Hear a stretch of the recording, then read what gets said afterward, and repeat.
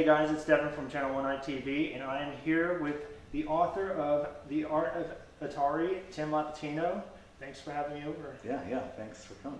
All right, so I've had I've had a few weeks to pour over the book, and it is one of the most thorough art book and historical reference books that I've ever come across. Thanks. And my first question is, how were you able to gather the information for this book? It was a long process. I mean, it was over the course of 4 years, but it really started. I was really into the games as a kid. I always loved the art and the packaging, and I actually wrote an article. I did a blog article about artists that inspired me, and a couple of them were Atari artists. Cliff Spahn was one of them. Mm-hmm. He really sort of set the style for the Atari 2600 illustrations, the packaging, and he was one of the people who really inspired me because I knew he was one of the artists, and I think that post had been up maybe a year or so. This was 2010, 2011, and another designer commented and said, "Hey, that's really cool. I grew up down the street from Cliff. Would you like to meet him?" Oh, really? And I was like, "Well, absolutely. I'd love to talk to him." And she connected us, and he had great memories of his time at Atari and the work that he did. And I hung up the phone, and I thought, he had such great recall and such great memories of what it was like to work for Atari, what it was like to actually do the work, and what he was thinking when he was doing it. And I hung up the phone, and I thought, there might actually be a book here, because no one knew who these artists were.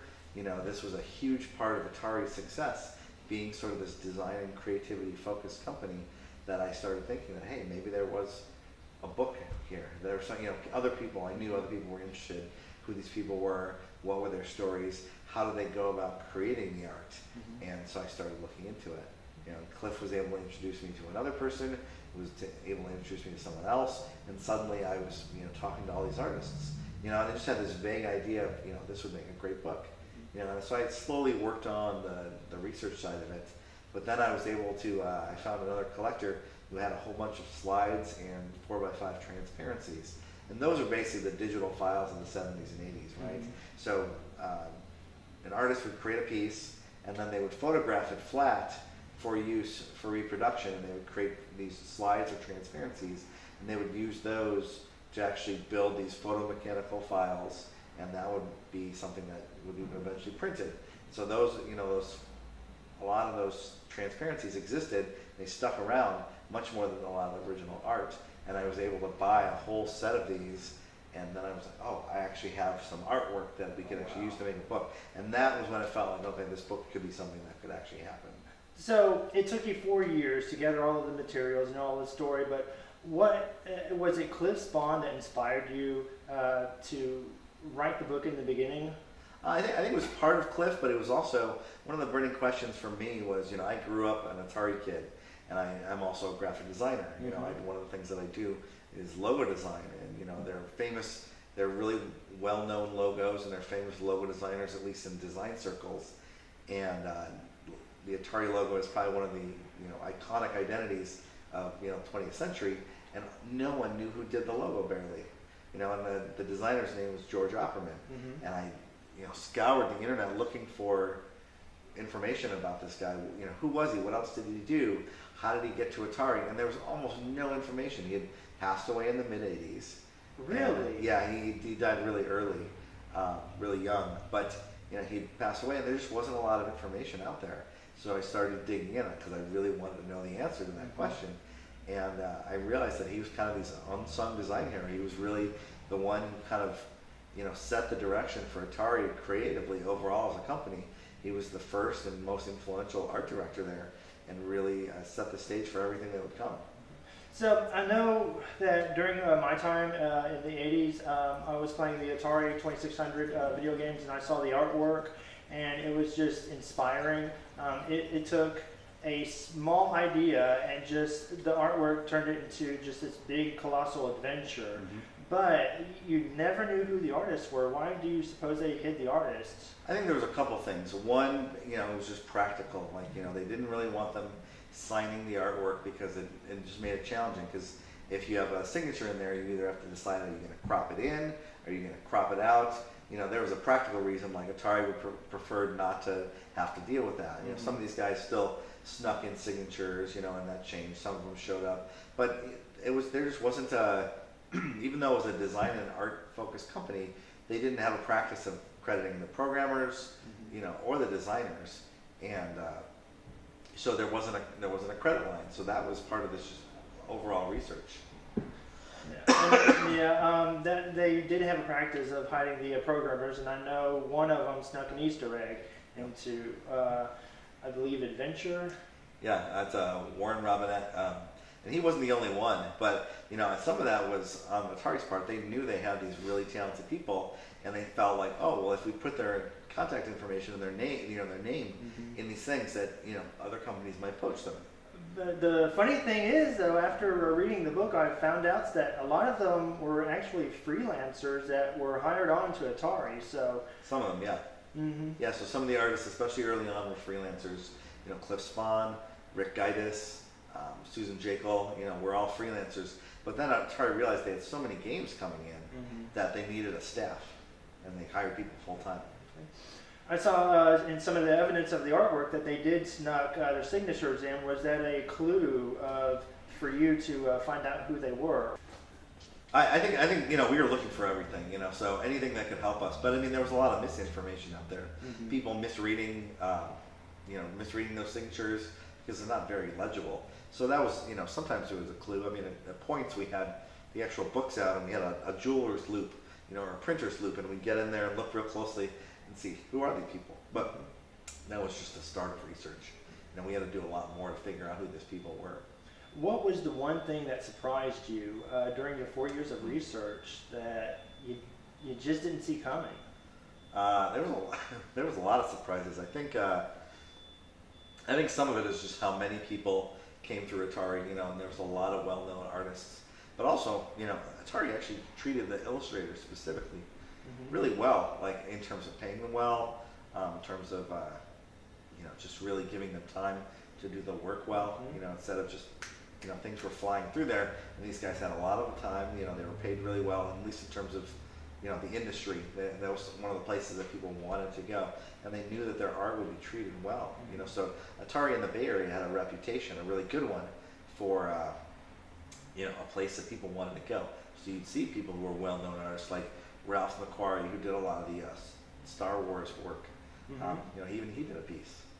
And that's the other thing that I noticed while reading the book is there was a few central themes in the artist profiles, and one of them was that the artists were treated really well. That as long as they made their deadlines, Atari didn't care really when they showed up. They kind of didn't really dictate their art styles. I mean, there was one instance in the Pac-Man pages of the book where some of the art was a little too scary, a little too graphic, and they asked them to scale it back a bit. I think as they started getting into licensing, and that was, with Pac-Man, that was dealing with Namco. I think they had to have them approve all that stuff. But I think that was a culture of Atari. Creatively, they wanted freedom for programmers, and artists and illustrators. Warren Chang, he was happy in the beginning, but then as the Atari became more corporate culture, he seemed like he wasn't really happy near the end, and he took off and went in a different direction. Yeah, well, Warren's a fine artist now, and he's super successful, and he's an amazing painter. But I think it wasn't just Warren, there was a lot of people. There was a cultural shift going on there. Atari started out as really this bootstrappy Silicon Valley startup, and then when they were sold to Warner Communications, it changed.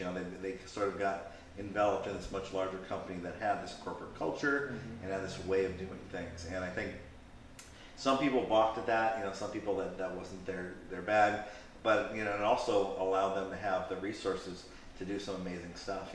Warner, they understood marketing, they understood packaging in a way, and they really brought those sensibilities. After working in books and records, they had their own record labels.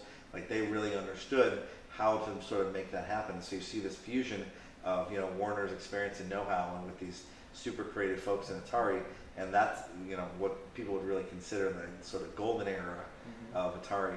When the 2600 really becomes really successful, and it's one of the most creative times and one of the most financially successful times for Atari. And another central theme that I noticed in the artist profiles is that a lot of the artists came from some of their parents were artists, some of their parents weren't. Some of them dissuade them from their children from being artists. Others really encouraged them. But the central theme was that all they really wanted to do was the art. They didn't really care about the money. They didn't really care about what kind of art they did. They just were happy being artists. Atari was really smart in terms of bringing on young creative people, who are early on in their career, and they could really, help mold them and shape them and really give them an artistic identity.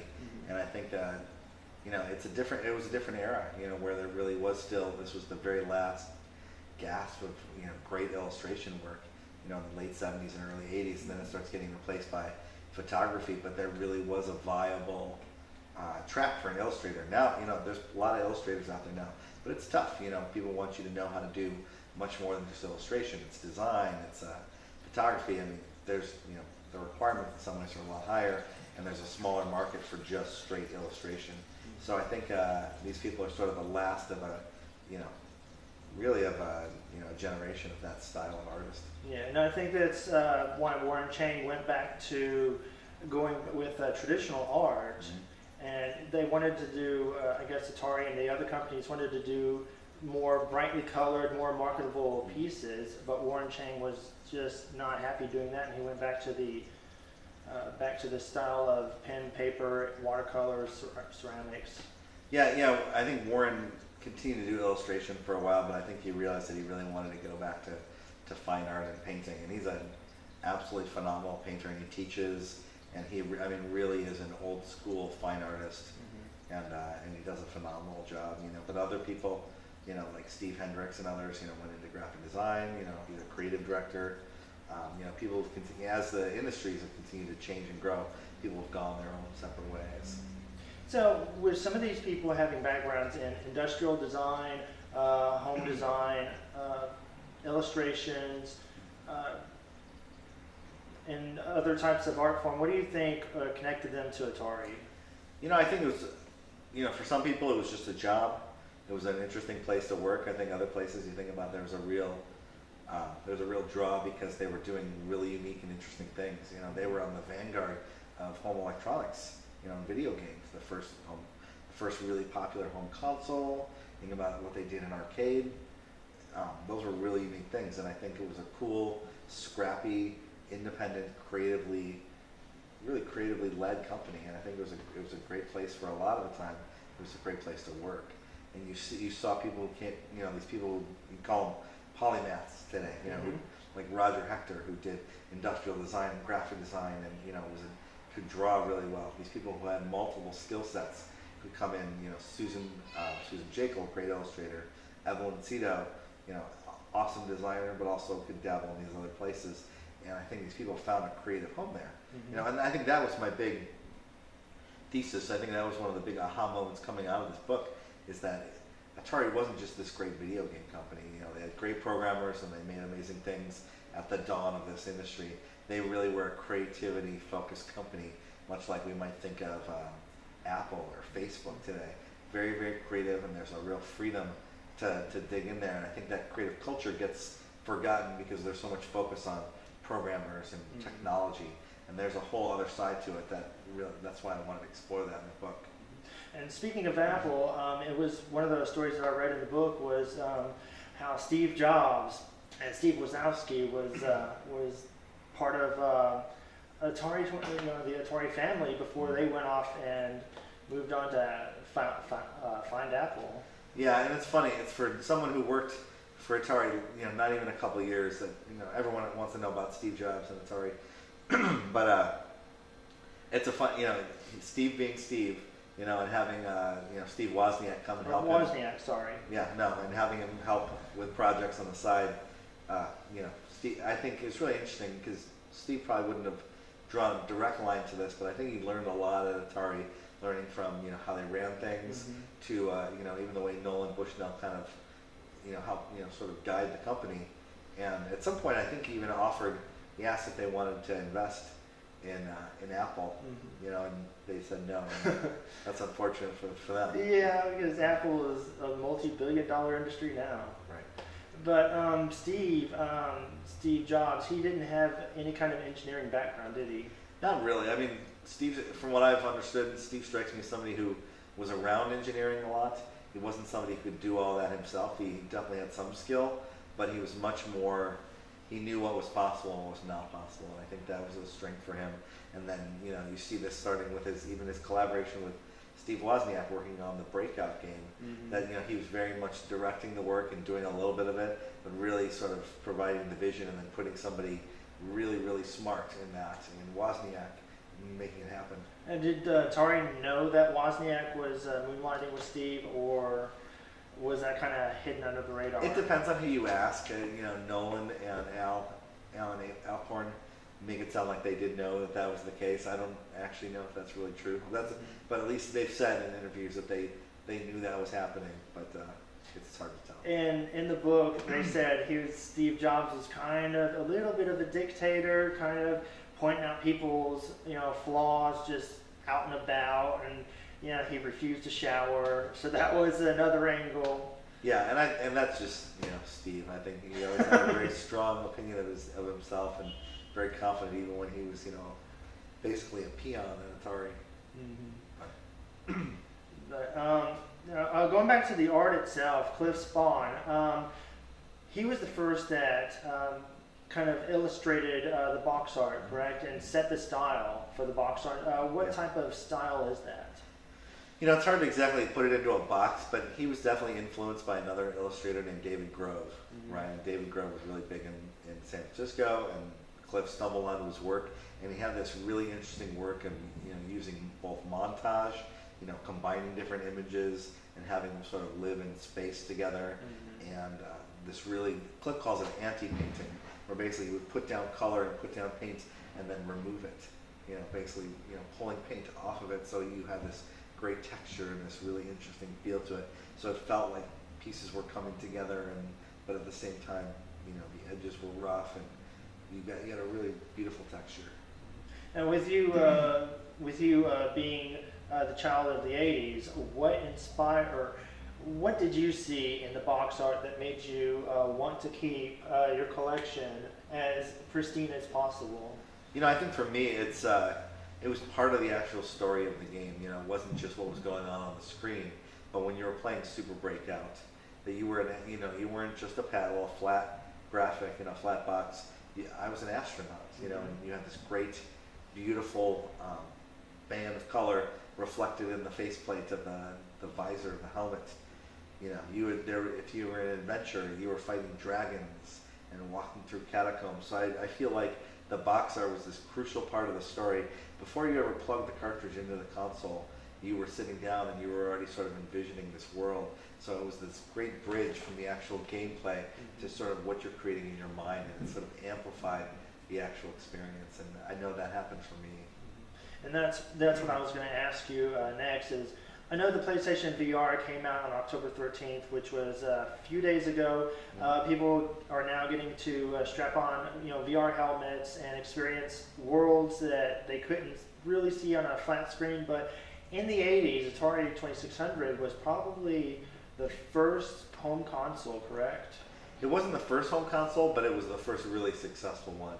You had the Channel F by Fairchild, you had the Magnavox Odyssey, but the 2600 really they were the ones who kind of cracked it, and I think that the killer app for them was Space Invaders in 1980. They got the license to translate the arcade version and bring it home, and that was already a wildly successful game, and that sort of took the 2600 from being this thing that sold moderately well to a super successful product. And that's why I'm comparing the two. I know it's day and night because one's a VR helmet and the other's a console of the 80s, but in the same respect, they both kind of broke a barrier of giving the players worlds to explore and new ways of or reimagining the same scenarios. Right. Well, and they're both cutting edge technology, and I think that's what people forget. If you didn't live through it, you realize like the joy and the amazement of actually being able to play games on your TV. I mean, that was kind of mind blowing. They had to include instructions and tell people this won't ruin your television. This won't turn your kids' brains into jello. This is safe and it's okay. Because that wasn't assumed. So that, people look at the graphics of the Atari and say, oh, well, look at how simple and how crude it is. But it was cutting edge technology at the time. So kids weren't like, oh, why doesn't this look like PlayStation? Because PlayStation didn't exist. Right. And so, did you ever have friends that you had over to experience the same joys and thrills of the Atari 2600, or any of the Atari family that? Yeah, oh, absolutely. I mean, we had people come over. Our friends came over all the time. We'd play 4-player Warlords, and we had these, hour-long tournaments, and we were all trying to beat Enduro or Pitfall 2. So I mean, it was totally what we grew up with, And once the industry kept going, and then the Nintendo Entertainment System came out, then some people left Atari behind, but we had this huge library of games, so we kept playing Atari. We kept experiencing those. So I grew up with a lot of those systems, but Atari was definitely like my first love. Yeah, it's what I cut my teeth on too at 4 years old. Really great system, and I still think it holds up today by I guess industry standards. But going back to the book for a second, the box art. How were you able to acquire such a clean copy of the box art? So for the actual boxes or the art? Yeah, I guess a little bit of both.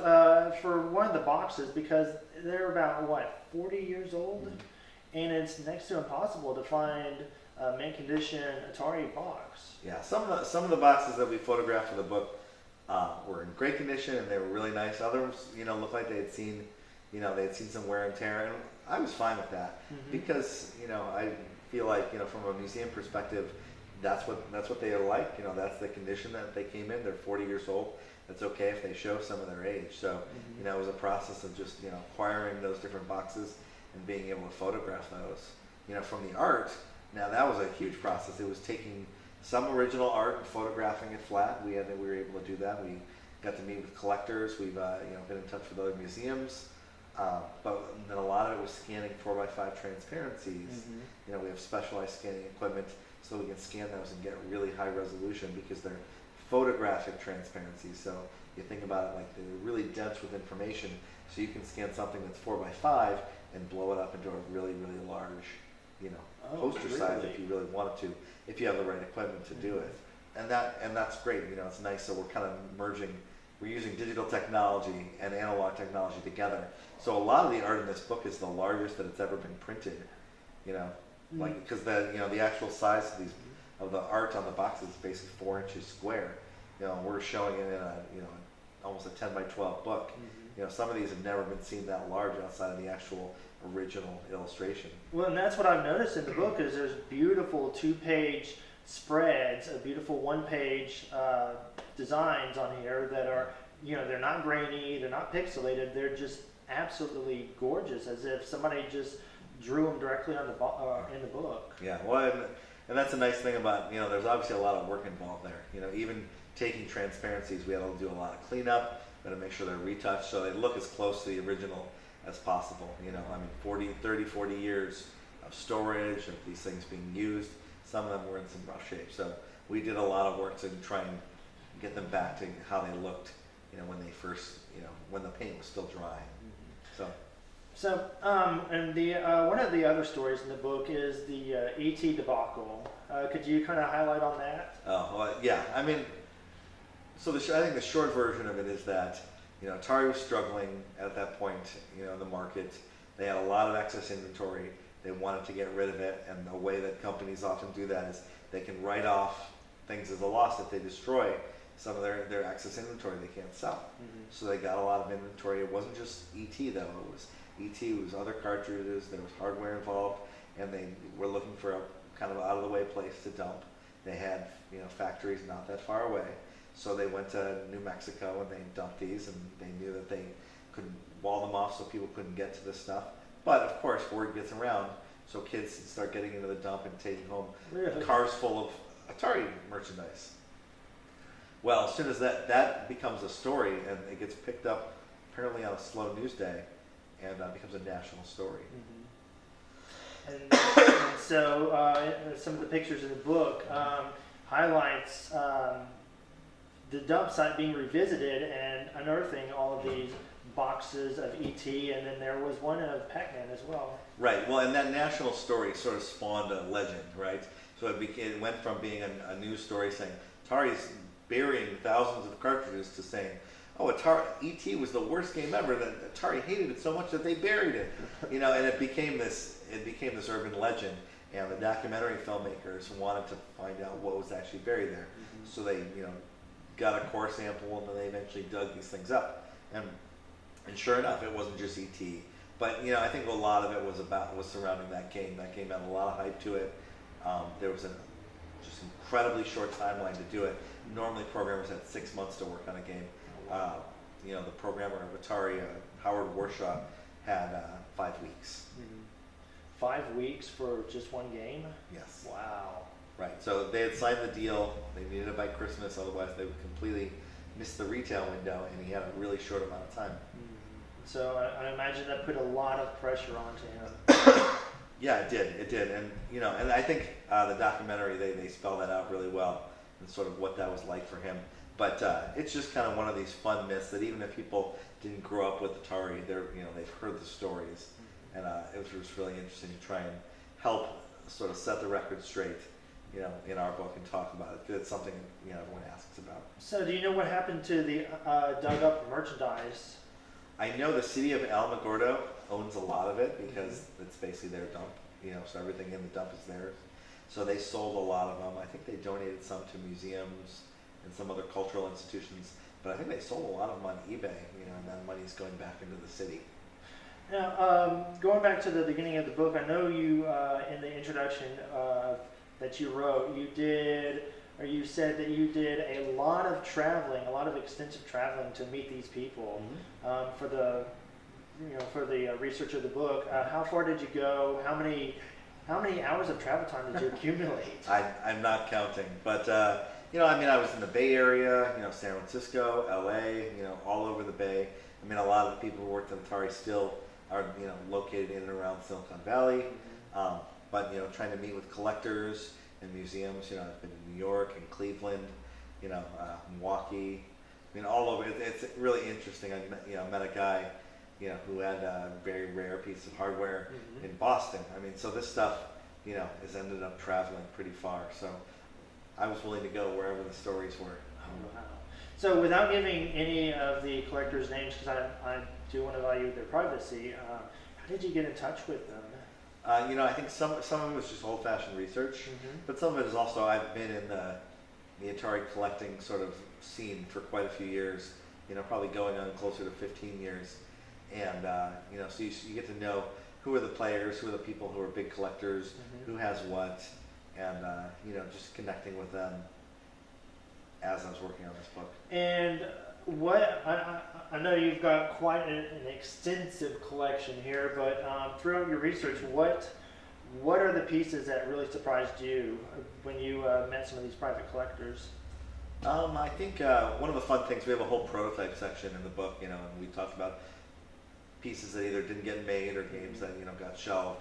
And I think one of the surprising things was the Atari 2700, as they called it. It was basically a fully remote control version of the 2600, that had a new look to it and really fancy backlit switches. And a guy that I connected with who actually was able to share photographs of his. I think only 20 or so of those were actually made.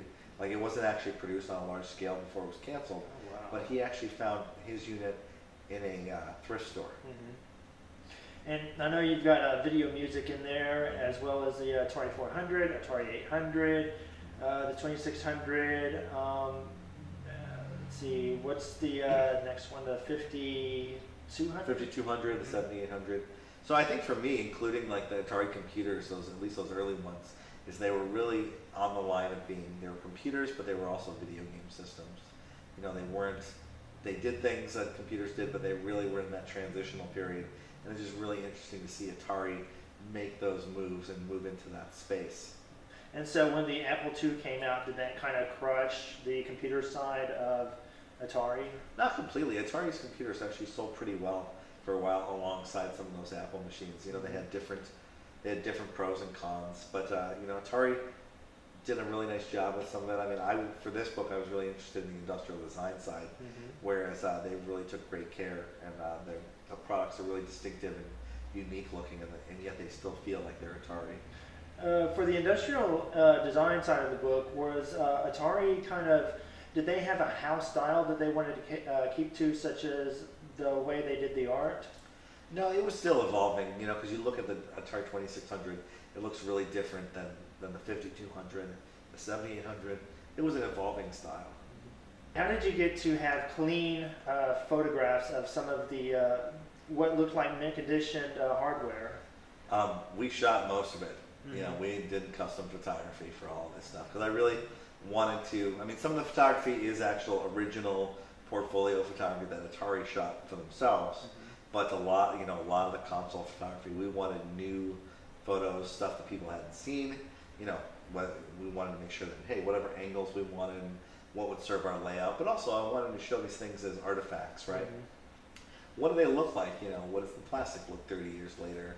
You know, we cleaned them up and we tried to make them look as nice as possible, but we really wanted to treat them as art objects because that's what they were. You know, their creativity. You know, somebody went along and decided the angles and the curves and the way that these things, the form factor, the way they would sit on a desk or on your lap.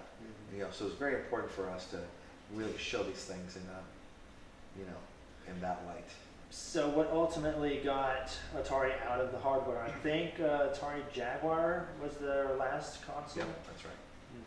Yeah, you know, I mean, that's a number of things. I mean, the industry was changing. Atari was struggling. You know, eventually the company got sold. You know, the Trammels sold Atari, and then then it bounced around for a while after that. But you know, I think it's a difficult game to keep up. You know, and I think Atari didn't necessarily change didn't continue to evolve, and I think that's why it struggled. You look at the same thing. You know, Sega eventually did that as well. You know, maybe a few years farther down the line. But it's a tough place to be. You know, you have to continue to innovate. You have to pour money into it, and you have to have creativity, and it's not easy.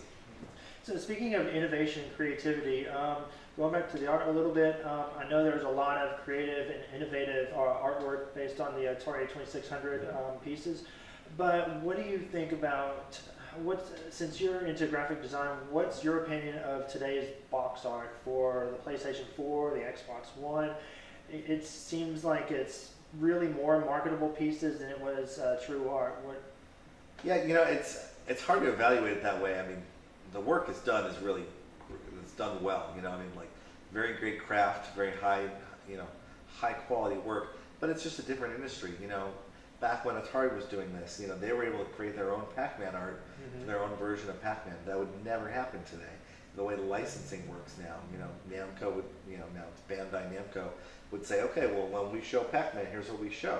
So here you go. We're going to give you what we call key art, and you're going to use that for your game. Or if you're going to license the Halo name, you're going to put this Halo imagery on whatever it is you're making.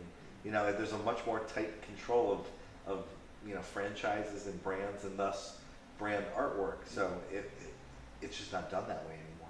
So when the artists from Atari had their specs, the technical writers, according to the book, the technical writers would come in with a set of ideas, and they would just let the artists be free with it. But like you said today, it would be a kind of a bullet point of, we got to have this, and this, correct? You know, the licensed properties, you know, they gave Atari a lot of freedom to reinterpret or interpret the artwork in a way that Atari, was able to do what they wanted in the way that would fit their style and their console. Whereas now, if you're trying to license a particular property, they're going to tell you how to do it, right? You know, if you're going to license today, if you said, hey, you know what, I'm going to pick one of these off the shelf, and we're going to do a version of Kaboom or River Raid or Demons to Diamonds. you'd have to do it just the way the licensors tell you to do it, right? And there isn't a lot of freedom because they care about that brand. And even if you're going to create that game on different consoles, they want that to look consistent. It was the Wild West back then, right? You know, like these rules, there weren't rules, so they were making it up as they went along. Now, as time went on, the people who were handing out the license get more specific, and then some of that creativity and that freedom kind of goes away. Right, because an IP's brand is associated with their marketing, with contests, with other relations to other companies to do giveaways, sweepstakes. It just comes down to, we have to have this because we're working specifically with these people, and they expect, they expect this because it's what we've always done. Right. And even just in the first few years that Atari was creating games, that was much more open. Mm-hmm. Now, even by the time you see Mario Brothers on the 2600, now Nintendo is already specific about what is Mario supposed to look like. Yes. And they had some freedom, but there was increasing restrictions because that's how big companies want to do it. Right. So you've always got that corporate hand guiding you of where they want you to go instead of where you want to go. Totally. And Atari just happened to be at right place, right time, where they got in there, early enough that there was some freedom to do that. And you see some wild stuff. One of the gems of the book, I think, is I think Hiro Kimura's very first Pac-Man image, the one that was eventually not used for the book. But it's a wild, really, really interesting interpretation of Pac-Man. And it's one of my favorite pieces because, you could clearly see he was free to reinterpret Pac-Man because the only other place that people had seen Pac-Man other than the actual arcade game screens was the side art of the arcade machine. And there's a lot of room to play, and he did some really interesting things. And they put the kibosh on that, but I liked where he was going. I did too, because you've got these three ghosts. They're huge. They look like they're about 18 feet tall with horns, gnashing teeth, and then you've got this little bitty metallic Pac-Man running around, gobbling the dots. Well, I was super excited that he still had those slides and was able to share those because no one's ever seen that. Which of the I know it's been about a 40-year gap between then and now. Which of the artists are still alive and which have gone the way of? Some of them are retired. Some of them are still practicing illustrators. Some of them do different things. So it really depends on who you're talking about. A lot. Sadly, we have lost some of the elder statesmen and stateswomen, and that was some of my impetus for doing the book, because I wanted to tell some of these stories while these people are still around. I feel like this is not only part of video game history, but it's part of our cultural heritage. And I think capturing those stories is really important. Yeah, because this book, it's not only just a tribute to the 70s and 80s art, it's just a love letter to Atari fans everywhere. Yeah, I walked the line. I really wanted this book to be something that, people could enjoy and sort of take the time machine back to the time when they were kids. But I also want to look at it from a, little bit more of a clinical angle and say, hey, how was this valuable? What did they do that was done well? And really look at it critically and say, hey, here's the best artwork. Here's how these people thought about their work. Here are the processes that they used. And really take a step back and look at it, a little bit more objectively and show that they actually had a huge contribution to not only art and design, but just creativity in general. So, what caused? I know Atari bust. Back in '86, '87, and then what helped revitalize them again? I think after the Trammell sold off the parts of Atari, they went through a lot of ups and downs, and they ultimately stopped making hardware and really focused on utilizing this great storehouse of IP, all this intellectual property that Atari still owns, and I think that's their big focus today. They're trying to get back into games, but for us, it was really about focusing on what was the pinnacle, what was the highlight of Atari, and I think everybody knows that was such a powerful time that people still remember it, and that's why the brand is in a lot of ways still relevant. And so, what were the pieces of art, or what kind of interviews that you couldn't have gotten in the book?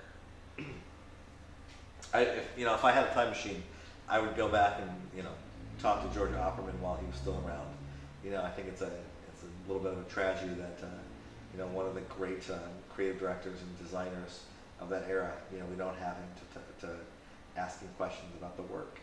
I think that was the big thing. We have a whole, I wrote a whole chapter about him because I feel like he's sort of criminally overlooked.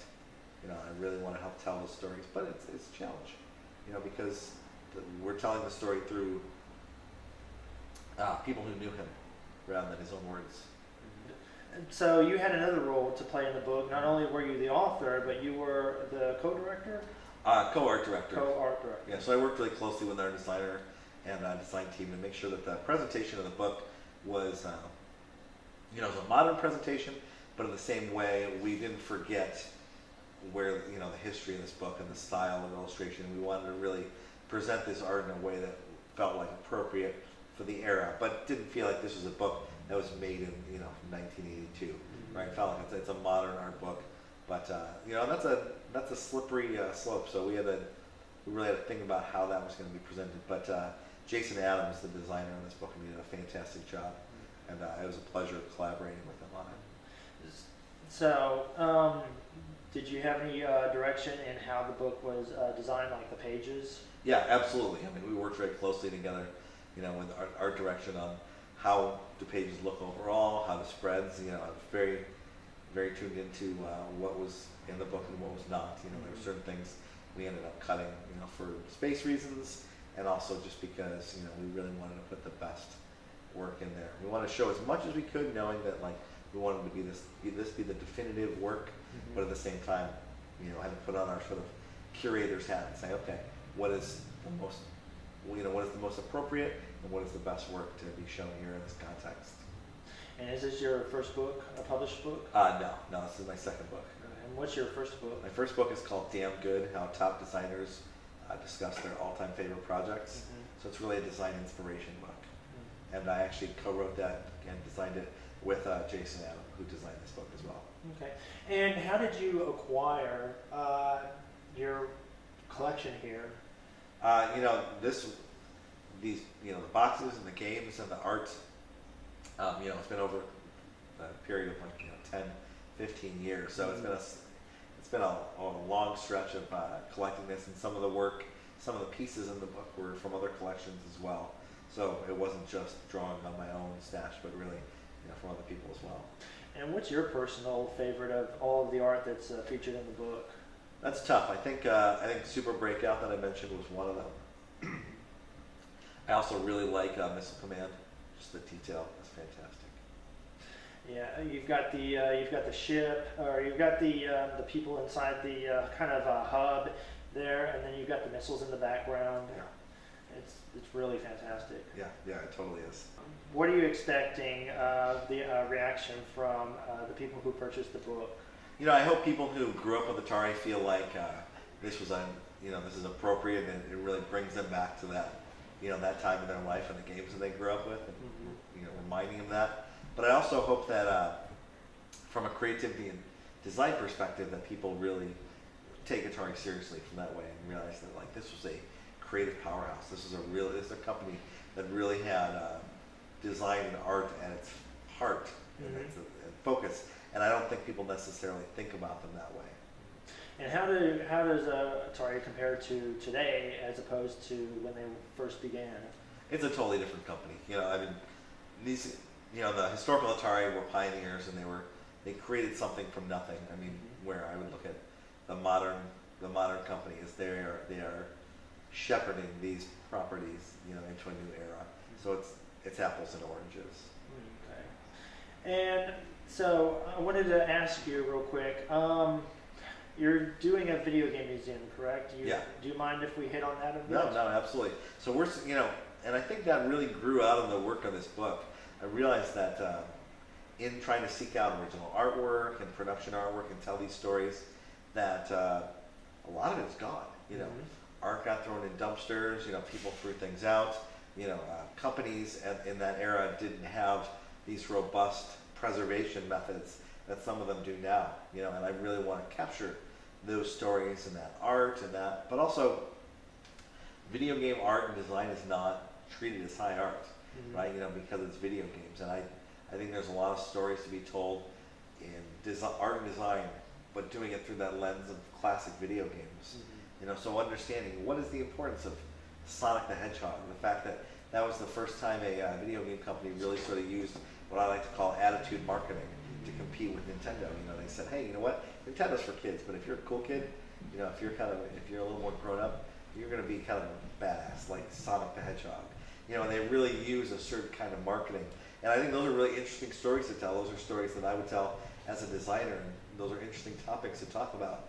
But, you know, the typical museum, the typical, you know, design industry, they're not really talking about those things. So I thought, where could we create a venue to tell those stories? So that's what MOVA, the Museum of Video Game Art, is meant to be.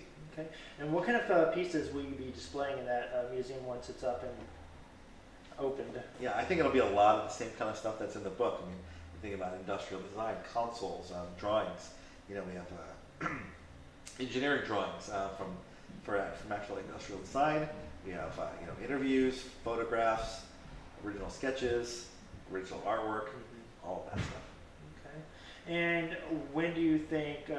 What's the time frame for the museum to be open? That's a good question. I mean, it's a passion project, but it's also a side project. So you know, we're an all volunteer team. So we're taking our time, making sure we'll do it right. But I think definitely in 2017 we'll have, you know, a website up with some online exhibits, and then we're just going to continue to grow from there. Okay. And is there anything that that you would like to add? I don't think so. No, I think you pretty much covered it. Okay. Well, thank you so much for having us over. And if you're interested in the art of Atari, it's available at dynamite.com for $40. You've got the deluxe edition for $99.99. It's available October 25th. And if you like this video, hit that like button. And if you want to see more interviews like this, press that subscribe button, and we'll try to set up more interviews like that. We'll try to set up more interviews like this. This has been really informative, and again, thank you so much. Yeah, thank you. All right, and we will talk to you guys later.